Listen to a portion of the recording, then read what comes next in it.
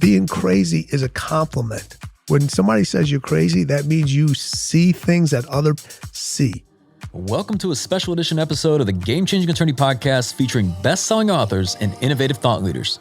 Everybody that's done something special in life, they've all been criticized for being crazy. It's a compliment. When somebody says, you're crazy, you're nuts, I said, yes, I am. I'm Michael Mogill, founder and CEO of CRISP, the nation's #1 law firm growth company. I've built my business through practice, not theory. CRISP started with just $500 to my name and has grown to over 8 figures in revenue over the last few years, earning a spot on the Inc. 500 list of the fastest growing private companies in America. Our approach has been to take everything we've learned about generating massive growth within our own organization and help the country's most ambitious and committed law firm owners do the same for theirs. In each episode of this podcast, I sit down with innovative market leaders from the legal industry and beyond to learn from those who thrive in the face of adversity, challenge the status quo, and define what it means to be a true game changer. Today, we're looking back at our conversations with client experience expert Joey Coleman, renowned thought leader and media strategist Ryan Holiday, elite performance coach Tim Grover, and leadership expert Kim Scott. Unfortunately, radical candor doesn't mean you'll never have to fire anyone. It just means that they won't be surprised when you fire them. That's coming up on the Game Changing Attorney Podcast.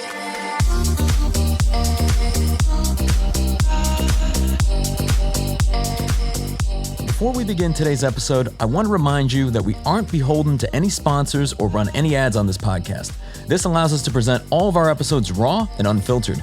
I'm not going to push any made-to-order meal services on you or try to save you any money on your car insurance. That being said, I have one small request. If you receive any value from this podcast, please give it a 5-star review. Pay the fee so we can keep this podcast free. To kick things off, we revisit the conversation I had with Joey Coleman, award-winning speaker, client experience expert, and the best-selling author of How to Never Lose a Customer Again. For nearly 20 years, he's helped organizations retain their best clients and turn them into raving fans. But Joey wasn't born an expert on client experience. Believe it or not, he honed his communication skills in the courtroom as a trial attorney. I grew up the son of a criminal defense lawyer. So my first time at counsel's table, I was in 6th grade when I was a federal court courier in an antitrust case that my dad was trying, and grew up basically in that environment. After going to college and law school, went straight from college to law school. After law school, was a criminal defense lawyer for a while, was a business consultant, went back to being a criminal defense lawyer, and then worked selling promotional products. I was a teacher in kind of the postgraduate level. I started and ran an ad agency. I had my stints with the Secret Service, with the White House, with the CIA, some amazing experiences. But the thread that ties all of these together, some people look at that and they're like, geez, this guy can't hold a job. But there's actually method to the madness, and that is in each of those positions, the way that you succeeded was by having a keen understanding of the human condition. Why do people do the things they do? And what can we do to convince them to do the things that we'd like them to do?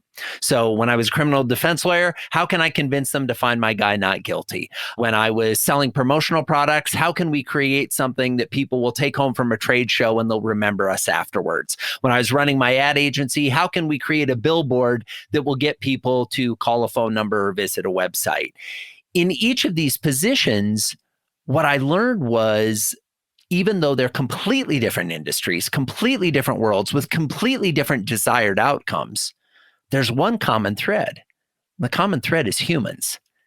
And really what it allowed me to do is take the learnings from all of those and combine them into this discussion of customer experience and employee experience. You know, what are your customers doing? What are your employees doing? And what would you like them to be doing? And how can we use different tools and techniques to increase the likelihood that our desired outcome actually happens?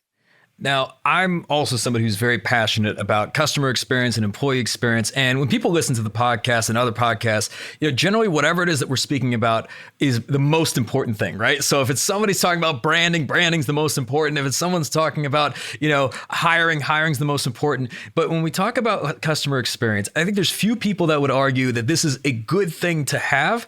But from your experience, how important is it in the grand scheme of things for a business? Well, what's fascinating, Michael, is you bring up a good point, whether we're thinking customer experience or client experience. And, we might use those terms interchangeably here. At the end of the day, it's the humans you serve. I don't care whether you call them customers, clients, patients, audience members, kind of doesn't matter, because at the end of the day, they're all humans.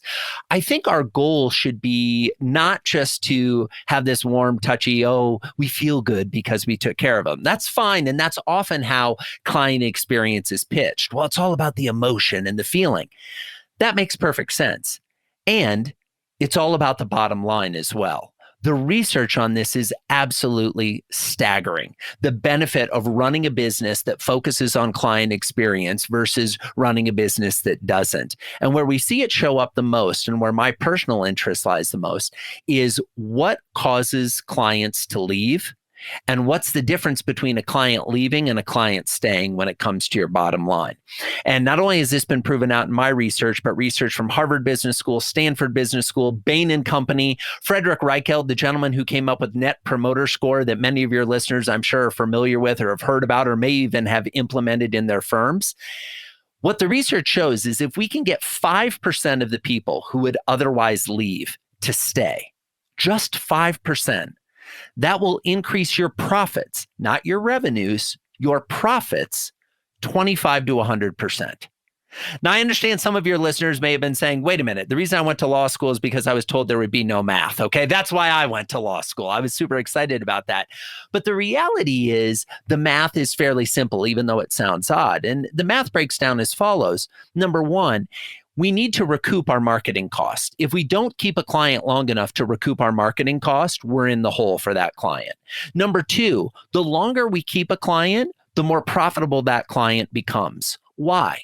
Well, because we recouped all of the onboarding cost in addition to the marketing cost. And as our team, whether that's our associates, our partners, our paralegals, our support staff, as they work more and more with a client, they become more efficient in dealing with that client's matters.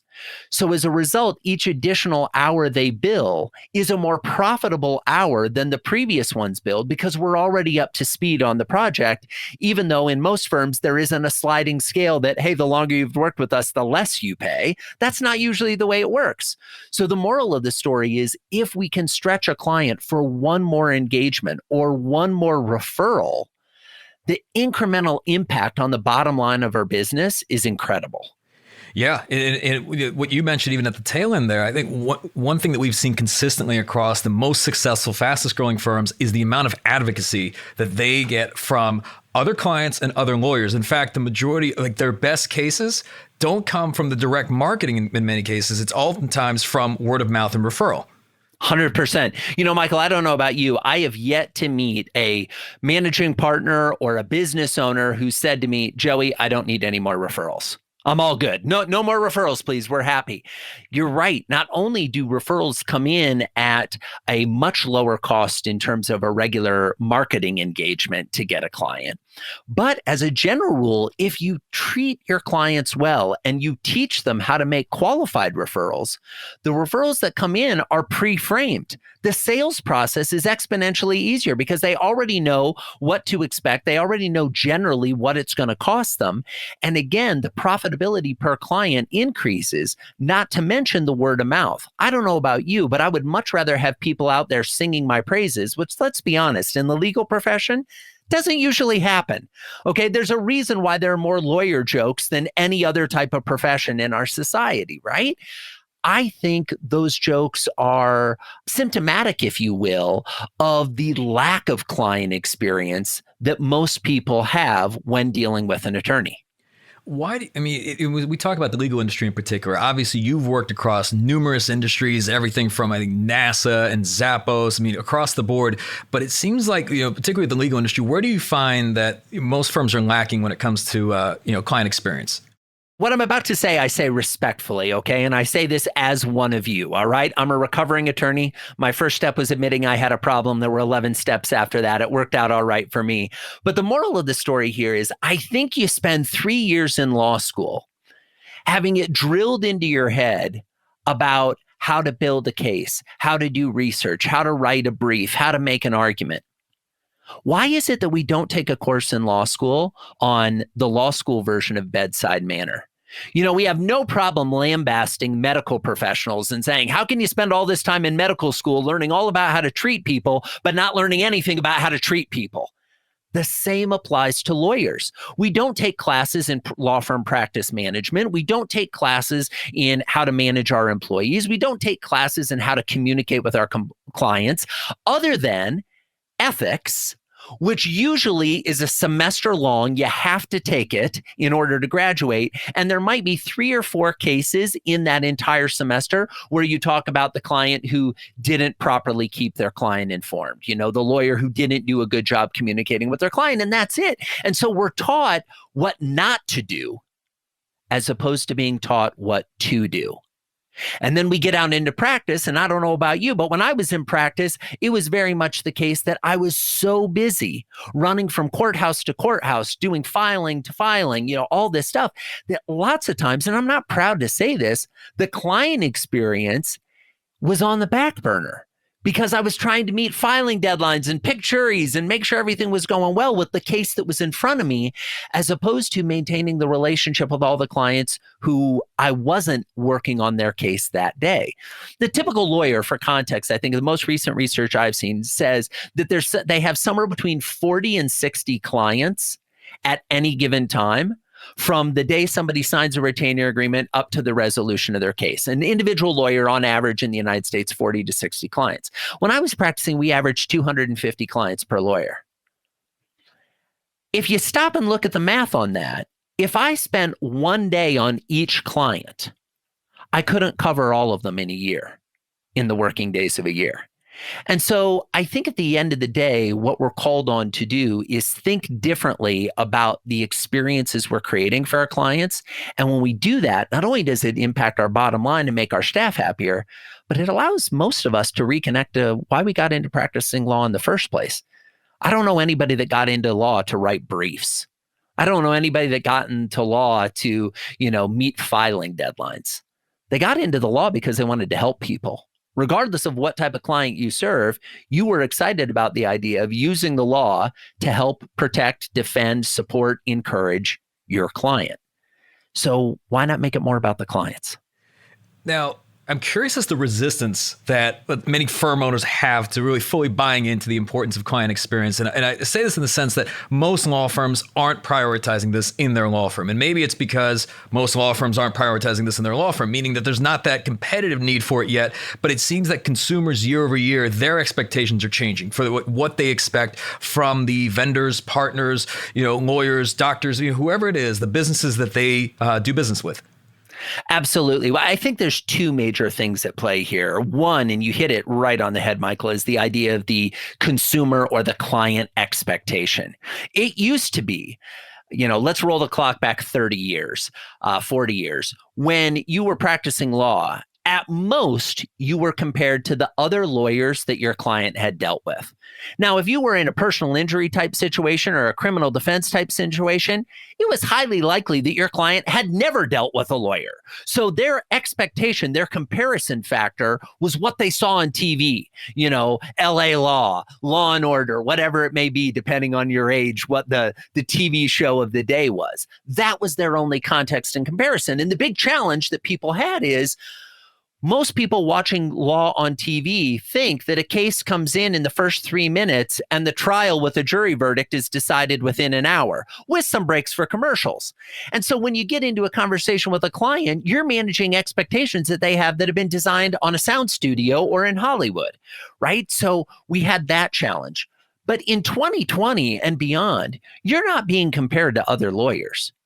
You're being compared to Amazon and Netflix and Apple and Tesla and Facebook and all the brands that your clients interact with, who have focused on delivering a seamless 24/7, 365, anticipatory, convenient relationship that is all wrapped in how you feel and designed to make you feel a certain way. So that's what the competition is.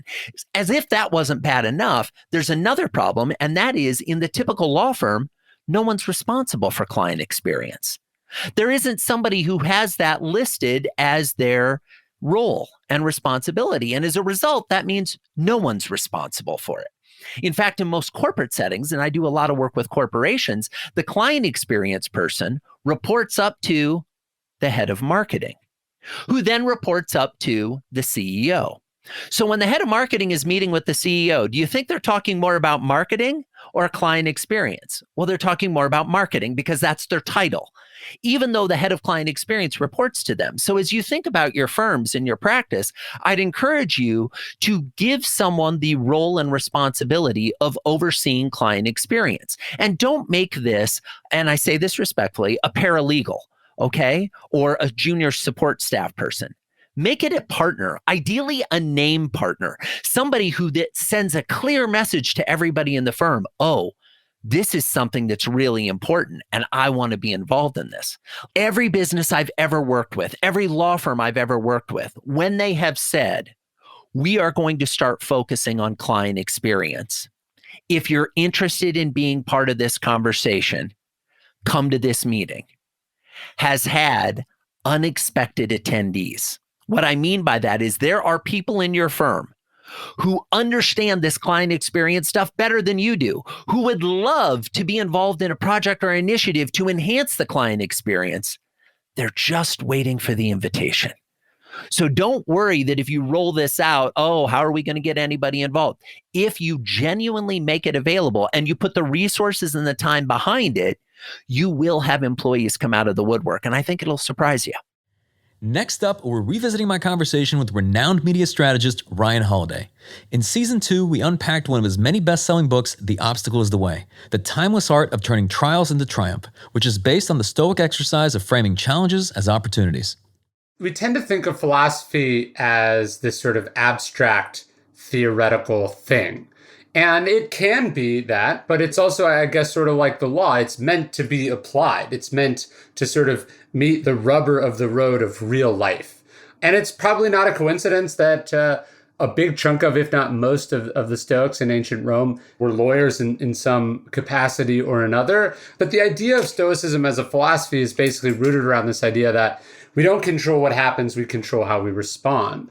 And what I love about the Stoics and why I think they remain relevant today is that the Stoics weren't necessarily known for their brilliant writing or their beautiful writing. They were known for what they actually did, like in real life. You know, Marcus Aurelius is not just the emperor of Rome, he's the emperor of Rome during the Antonine Plague. So this idea that it seems eerily relevant today, it's for a good reason. Like he was going through what we are going through. So I think what struck me about Stoicism was its simplicity, its straightforwardness, and then ultimately that it is a set of solutions to life's problems, the daily occurrence of obstacles being, the sort of most important part.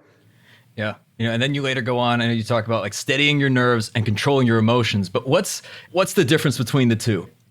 I mean, I think they're definitely related to each other. I saw this during the pandemic. I had a friend of mine who was sort of in a not great spot, like location wise. And I said, hey, come, I've got a house you can stay in. Come stay in the house in Austin. And they were very worried and very scared. And it was very clear to me that this was impairing their ability to just make a fucking decision. Do you know what I mean? And so often what happens under pressure, under difficulty, under stress is we kind of lock up, we lose our head, we lose our confidence. While this is understandable, it makes the problem worse, right? Like this person just froze. And I think we see this in business, a competitor moves into your space, there's some new regulation, you hire the wrong person. And instead of being able to look at it and decide and then make a move, you're just stuck. You're looking at the unlimited options, or you're looking at the fact that you have almost no options. You're looking at all the things that could go wrong, and you just sort of lock up. And I think part of the sort of nerve and coolness under pressure, Hemingway defined courage as grace under pressure, is the ability to just be like, okay, here's what we're doing. It might not work out. I might be making a mistake, but I'm going to just do it, because what I'm not going to do is just stick here and freeze. And I know you state that if an emotion can't change the condition or the situation that you're dealing with, it's likely an unhelpful emotion. Yeah, I think people think that Stoicism is the absence of emotions, because that's sort of what the word means in the English language. I think what the Stoics are really focused on is destructive emotions. Does this emotion make it better or worse? Or does holding on to this emotion longer than I ought to make it better or worse. That's really what we're thinking about. So this is unfair. I've been screwed over. This is not my fault. Why me? I'm never going to recover. They may well be true, but are they moving the ball forward in any way?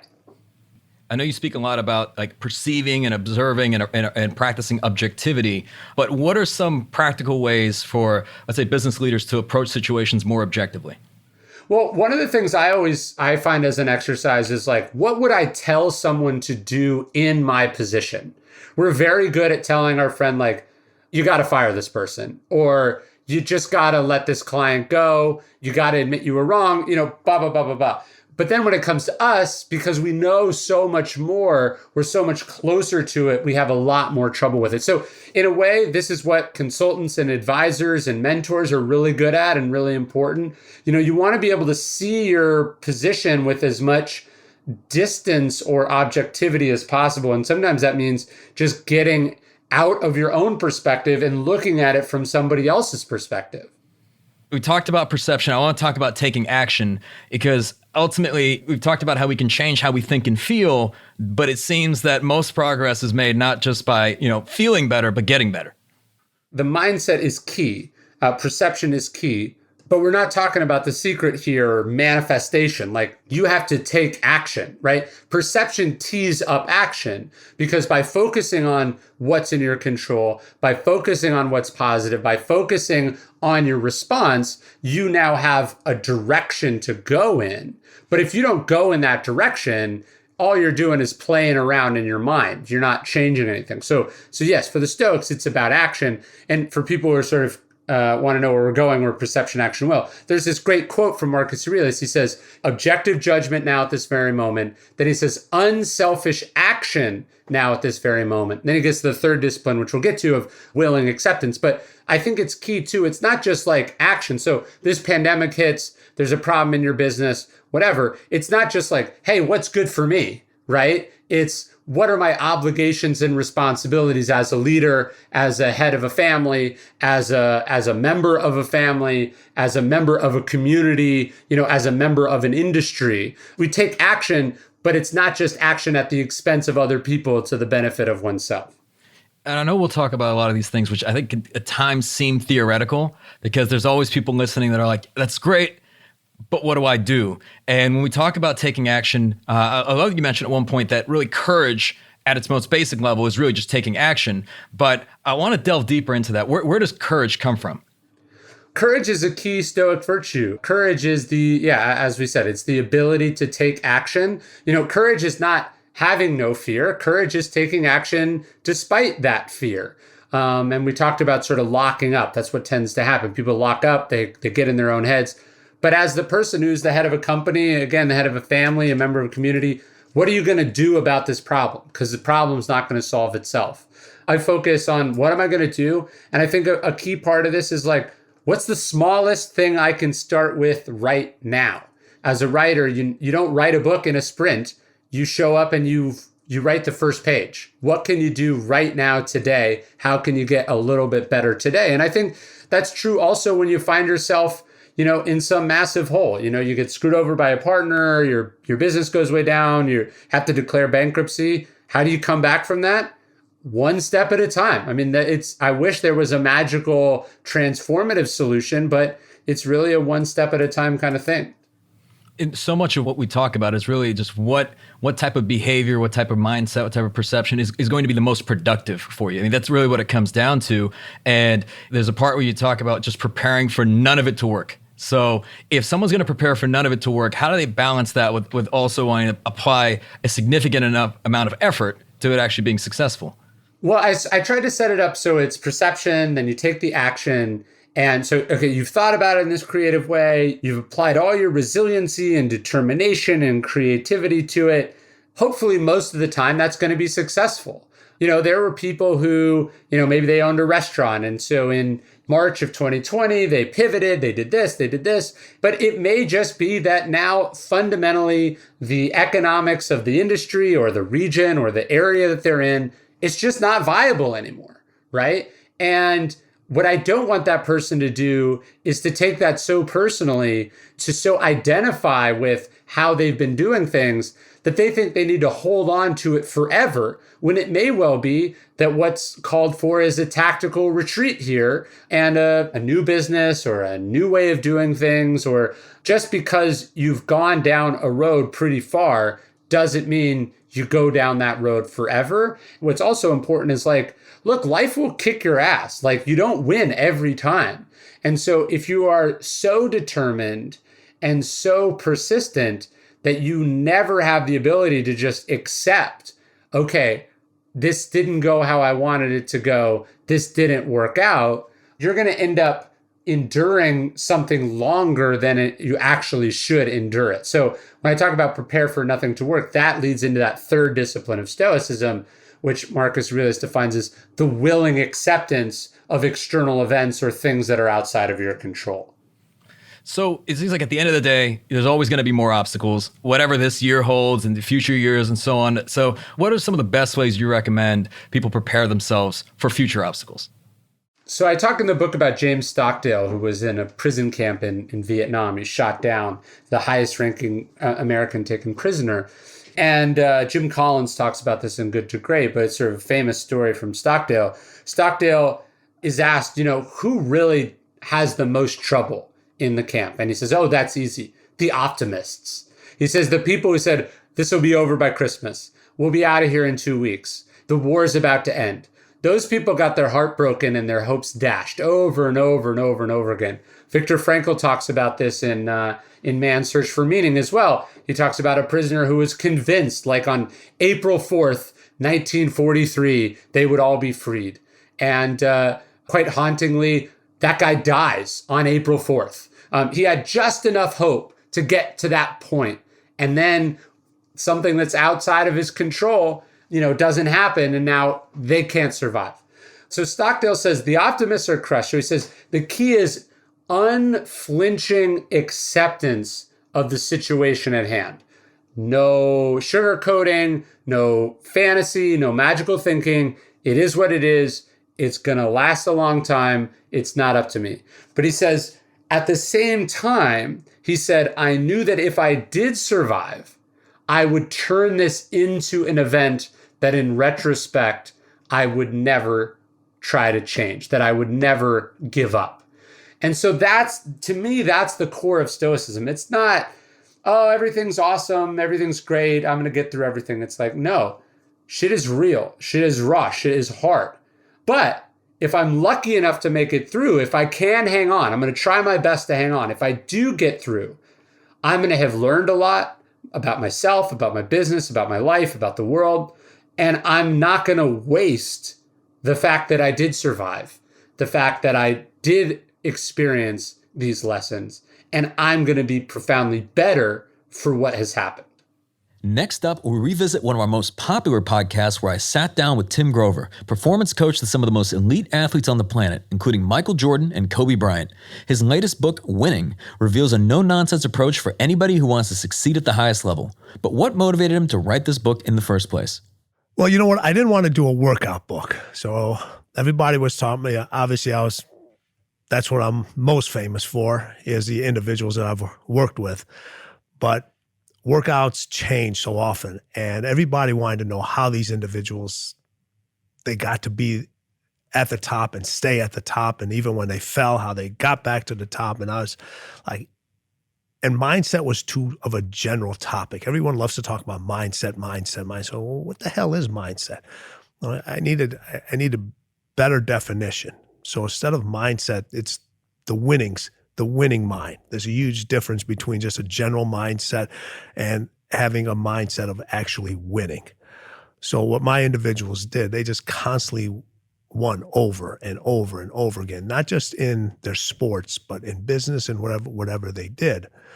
So being around those individuals, being able to study, ask them questions, see things that nobody else was able to see, having conversations that nobody else was privy to. I mean, literally to be able to sit down with Michael Jordan, Wayne Gretzky, Derek Jeter, and just listening to them talk.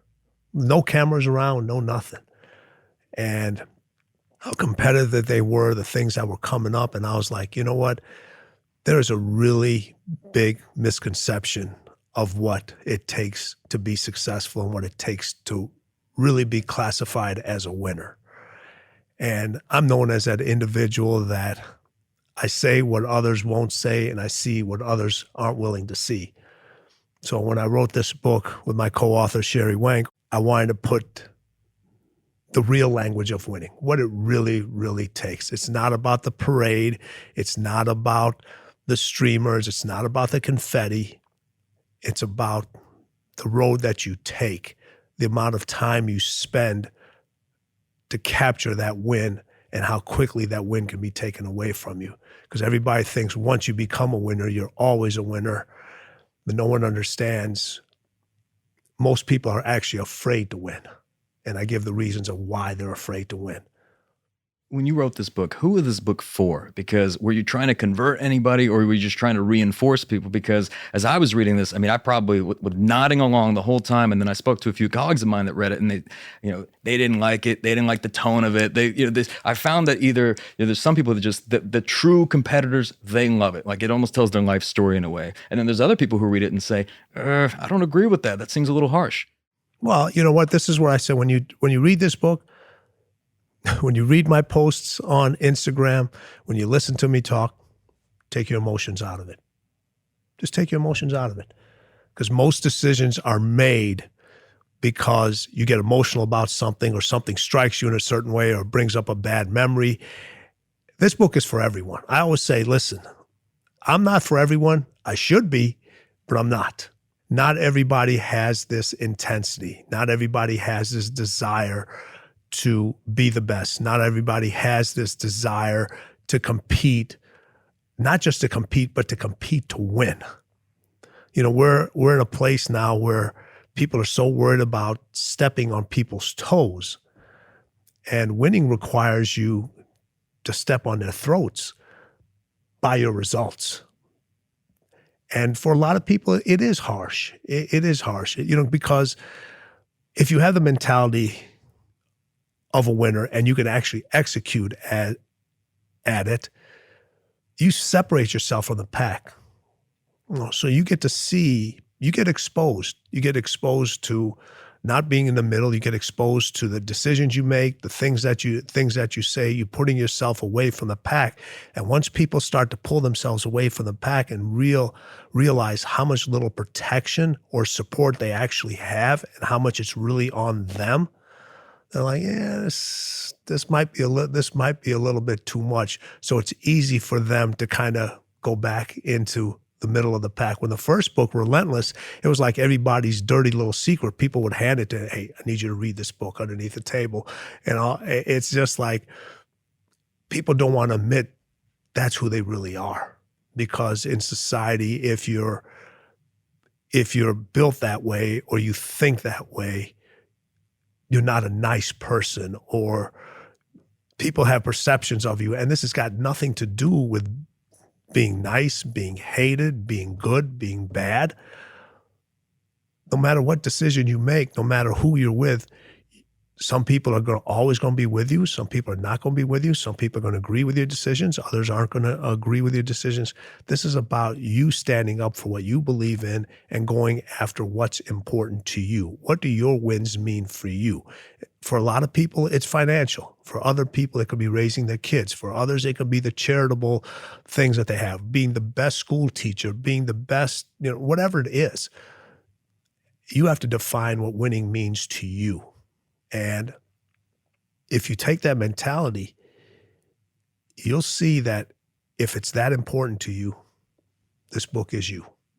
And I want to touch on the process of winning. So Matt Frazier was on the podcast, 5-time CrossFit Games champion. And I was asking him, I'm like, Matt, you have this, this immense drive to compete. What about the training? He's like, I hated the training. He's like, every minute of every day had to be managed, from when I went to sleep, from when I ate, from when I trained. He's like, it's miserable. And so I asked him, I was like, so why did you do it? He's like, well, because I crave that result. That's it. I mean, there's what else is there? What else is there left to say? Training is hard. All right. It is hard. It's supposed to be hard. Winning is hard. All right. Eating properly is hard. Saving money is investing. All these things it is supposed to be hard. Everybody's looking for that easy path. Everybody's looking for those steps. That's why people, when I was writing the book, one of the big thing that, Sherry and we were discussing with the publisher and other individuals, everybody was saying, you got to put steps in there because steps sell books. 5 easy steps, 10 steps to greatness, 5 steps to success. You're talking about the most fittest human being in the world, all right?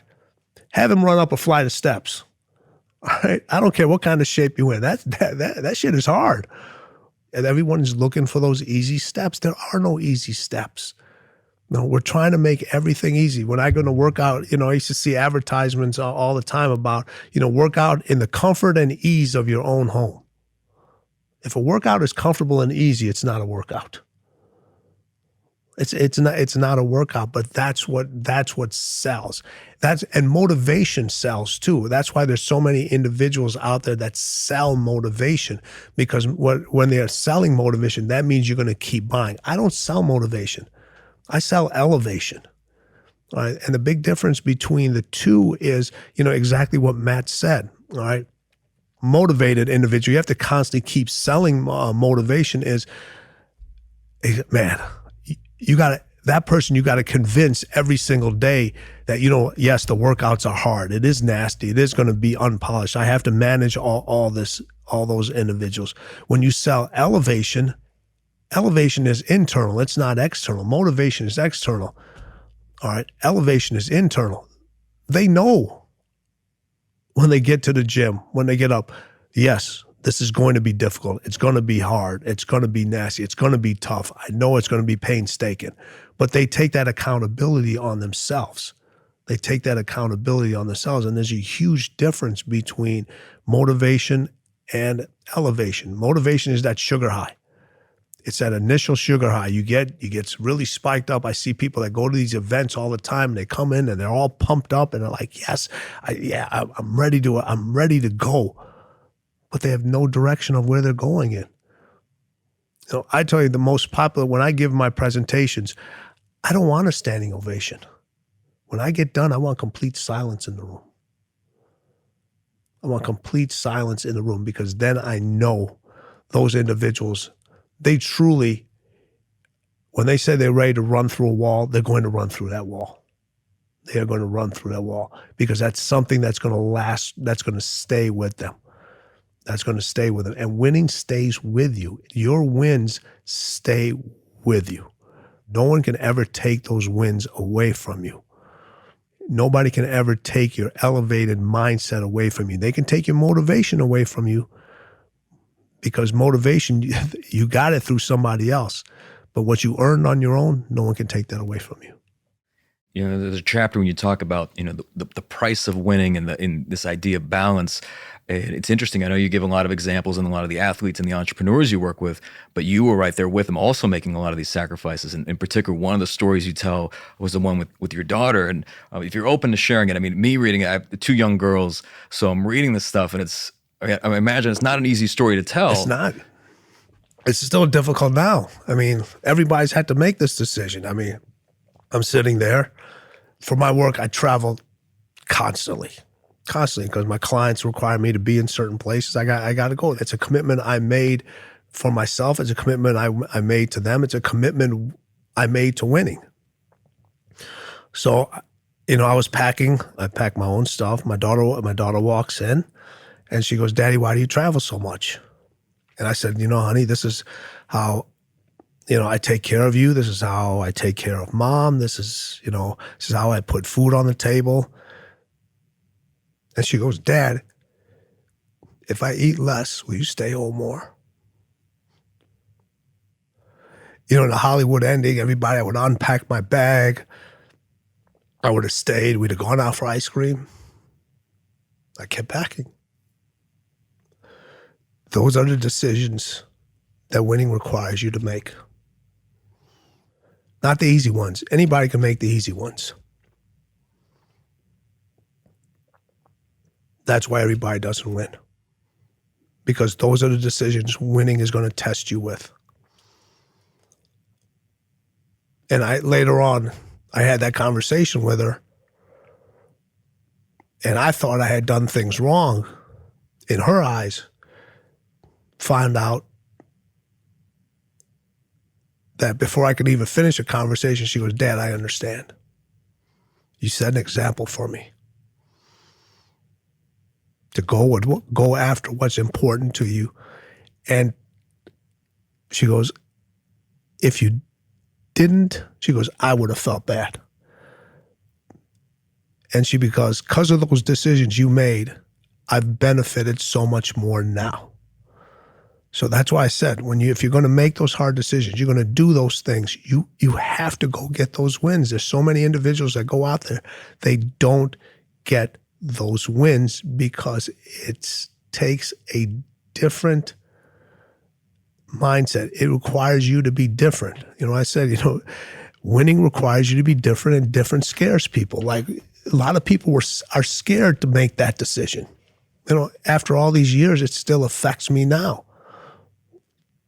Well, it still affects me now. But you're never going to have what that win means to you if you don't have the ability to make the unpopular decisions. There's going to be people who hear stories like this, they'll read the book, and they'll hear about these sacrifices and say, well, why would I ever want to win then? Why, I'm not willing to do things like this. I would never do that. What do you think they're missing out on? The way Kobe Bryant described winning, he said, winning is everything. There's win. Listen, we have a chance to win every single day. Every single day there are wins around us. A lot of us can't even see them. They can't even see them. You miss out on opportunities when you don't talk to individuals, when you don't look at individuals in the eye, when you don't acknowledge an individual, when you don't simply speak. There's wins around us every single day, but you have to go get them. Yeah, you have to go get them. First, you have to be able to see them. First, you have to be able to acknowledge them. Winning gives you a feeling that you just can't describe. You really can't. I mean, you watch your favorite sports team, or you watch your favorite performer, or we watch all these awards for actors, actresses, business people, sports people, and if your sports team wins, you're up there. Why not have that feeling for yourself? Yeah, it may not be in the sports industry. How about being your own cheerleader and putting that same effort into something that's that important to you? And see how that feels. Everyone talks about the athlete, how much sacrifice they made, how talented they are, what they go through. Well, you can do the same thing. It may not be in that endeavor. I get this people all the time when I work with, especially with the quarterbacks I work with, people, you get these, I could do that. No, you can't. No, you can't. It's just like there's certain things, but find what you can do and go do it to the best of your ability. Don't try, because try gives you an out. Go do it. I got no problem with an individual who did everything they possibly could and failed. I have a problem with an individual who didn't. To close out this lineup of game-changing authors, we're looking back on my conversation with Kim Scott, who's led teams at both Apple and Google and has coached the CEOs of some of the most successful companies in the world. From these unique perspectives, Kim drew the groundbreaking conclusions that led to her best-selling book, Radical Candor: Be a Kick-Ass Boss Without Losing Your Humanity. Fundamentally, the reason why I wrote the book stems from an early management experience I had, where I came into the office. It was a small software company, about 65 people, and about 10 people had sent me the same article. And when 10 people send you the same article, you better stop what you're doing and read it. And the article was about how people would rather have a boss who is a real asshole but very competent than one who's really nice but incompetent. And I thought, gosh, are they sending me this because they think I'm a jerk or because they think I'm incompetent? And surely those are not my two choices. And I think for an awful lot of people, there is this false dichotomy that you're either super successful and a bad human being, or you're a really good human being and kind of a pushover. And that is a false dichotomy. And so I think a lot of my management career has been about breaking free of that false dichotomy. And certainly writing Radical Candor is about breaking free of that false dichotomy. In the sense that I got, when I was reading the book, is it just, to me, it seems like how to make progress, right? As a leader and as a boss, because I believe at our core, many times we want the same things. I mean, we want the organization to be successful, the team members to be successful, and everybody to succeed. But sometimes there's breakdowns when things are not going on track or somebody is not performing the expectations. So I guess just to really kick this off, what does the term radical candor actually mean? Yeah, so radical candor means the ability to care personally about someone at the same time that you challenge them directly. And to me, that's the essence of being a good boss. It is really, it's actually the essence of having a good relationship, period. But in particular, it's important when you're the boss, because it's your job to tell people when things are going really well. It's your job to offer praise, but it's also your job to tell them when things are not going so well. And you always want to do both things in a way that shows that you care about the person. And why is that so radical? What's so radical about care personally, challenge directly? Like, I've worked with a lot of different leaders in the course of my career, and I've never met anyone who says, yeah, I don't really care about my people, so I'm going to be a great boss. So I think it's worth thinking for a moment, like, what is it that moves us down on that care personally dimension? And I think the problem here starts when we're about 18, 19, 20 years old. And we're right at that moment when our egos are maximally fragile, but our personas are beginning to solidify. And right at that moment, we get our first job and someone comes along and says, be professional. And I think for a lot of people, we sort of unconsciously translate that to mean leave your emotions, leave your real identity, leave your humanity, leave everything that's best about you at home and show up at work like some kind of robot. And you can't possibly care personally about others when you yourself are showing up like some kind of robot. So that's problem number one. Problem number two is on the challenge directly dimension. And the problem here begins not when we're 18 years old, but when we're 18 months old. And we have a parent who says some version of, if you don't have anything nice to say, don't say anything at all. And now, congratulations, you're the boss and it's your job to say it. And this is hard. It's really hard to undo training that's been pounded into us since we were 18 months old. So that's why I call it radical candor, because it's rare and it's hard. But when we can do it, we're more successful and happier. As Kim describes, the factors of caring personally and challenging directly exist on two separate axes. Radical candor happens in the quadrant where the two coincide. But I wanted Kim to dive deeper into the other three quadrants, the ones that fall outside of radical candor. Maybe the best way to define radical candor is to say what it's not. So very often we do challenge directly, but we forget to show that we care personally. And that I call obnoxious aggression. When I first started writing the book, I called that the asshole quadrant. And I stopped doing that for a very important reason, because when I did it, people would use the radical candor framework and they would start writing names in boxes. And I beg of you, please don't do that with the radical candor ideas. This is not like another Myers-Briggs personality test. Use radical candor as like a compass to drive conversations to a better place. Okay, so obnoxious aggression is what happens when you challenge, but you forget to show that you care. Now, very often when we realize we've been a jerk, rather than moving the right direction on the care personally dimension of radical candor, we go the wrong way on challenge directly. And we say, oh, I didn't really mean it. It doesn't really matter. But of course, I did mean it, and it does matter. And then we wind up in the worst place of all, manipulative insincerity. And that's where backstabbing behavior, the false apology, political behavior, passive-aggressive behavior kind of creeps into the workplace. And it's fun to tell stories about obnoxious aggression and manipulative insincerity, because that's where kind of the office drama takes place. But the fact of the matter is, the vast majority of people make the vast majority of mistakes in this third area, which is where we do show that we care personally because we're nice people.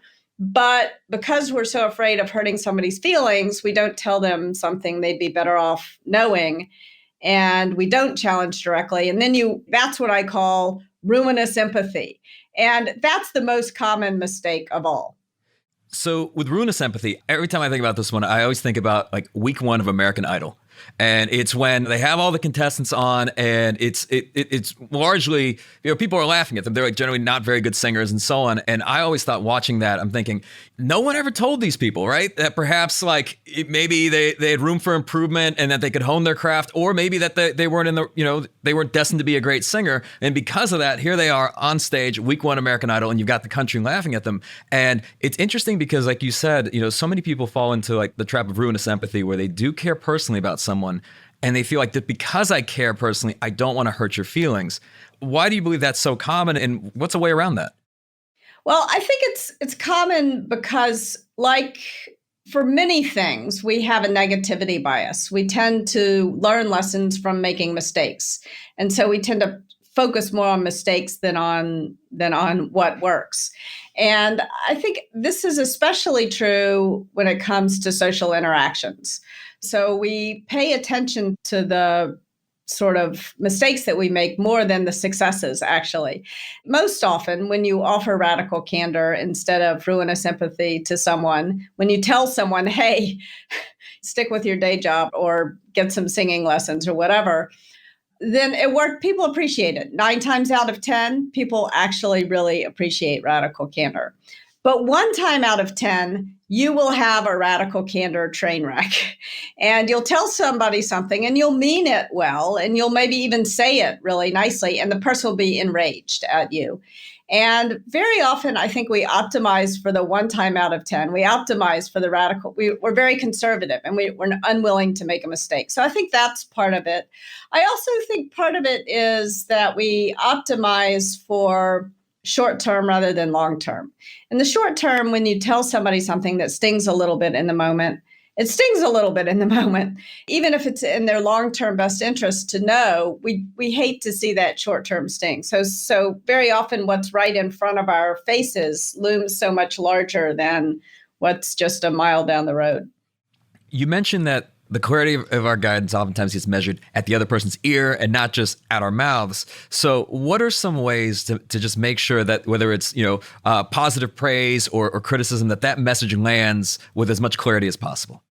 It's important to remember that praise needs to be specific and sincere, and criticism needs to be kind and clear. And you want to go into those conversations in the right mindset. So you want to make sure that you're being humble about what you're saying. The reason I call it candor and not truth is, to me at least, candor says, here's what I see. I'm curious to know what you see. Whereas if I say, I'm going to tell you the truth, I'm sort of implying that I have the objective reality and whatever you think doesn't matter. Not that I'm opposed to truth, but candor to me feels more humble.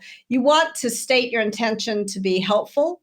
You want to do it right away. If the purpose of praise is to tell people what to do more of, and the purpose of criticism is to tell them what to do less of, why wait? You want to do it immediately.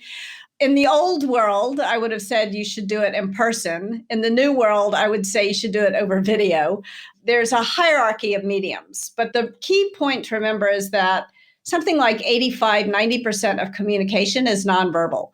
So you want to be able to see how the other person is responding and to adjust accordingly. And I'll talk more about that in a moment. And you want to be able to hear the other person. If you can't do it over video, you want to have a phone call. It needs to be synchronous. Don't offer feedback over text or email or something like that.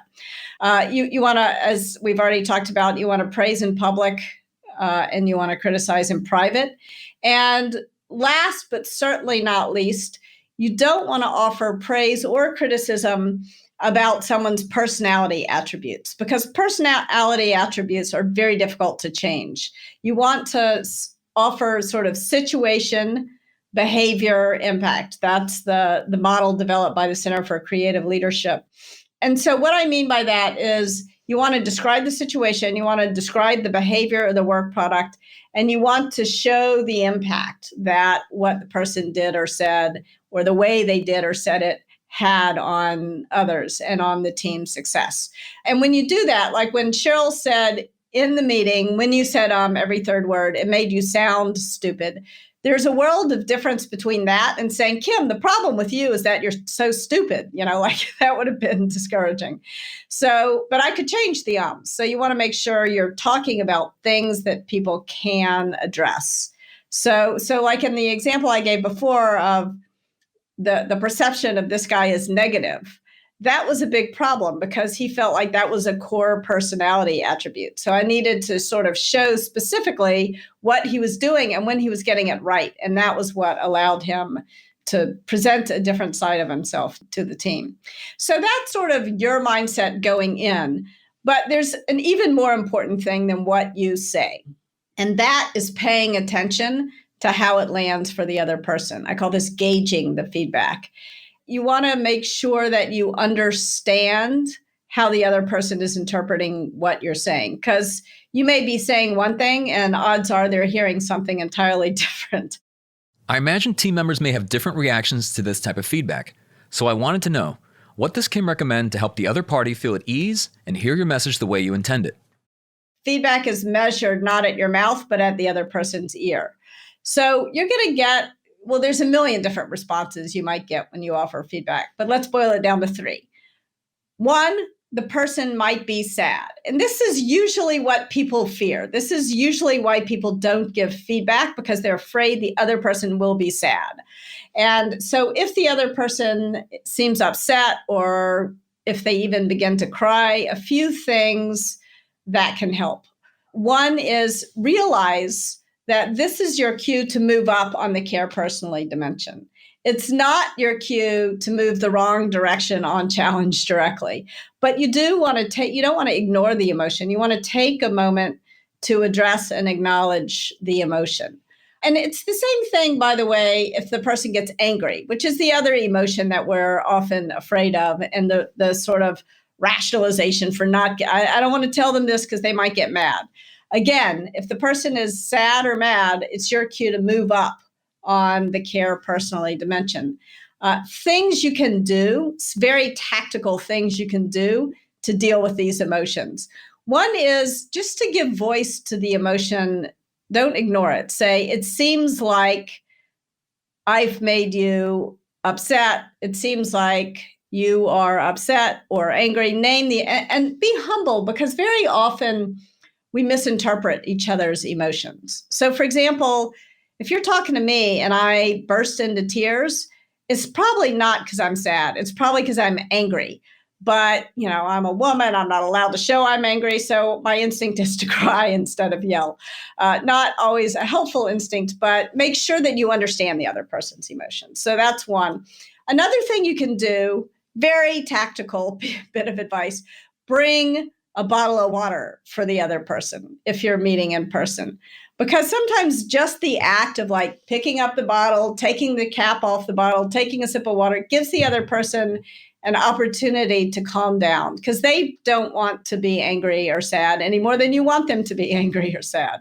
So that can help. Another thing you could do, which never is a bad thing to say, is how can I help? How can I help? Just remind the person that your instinct, your goal in having this conversation is to be helpful.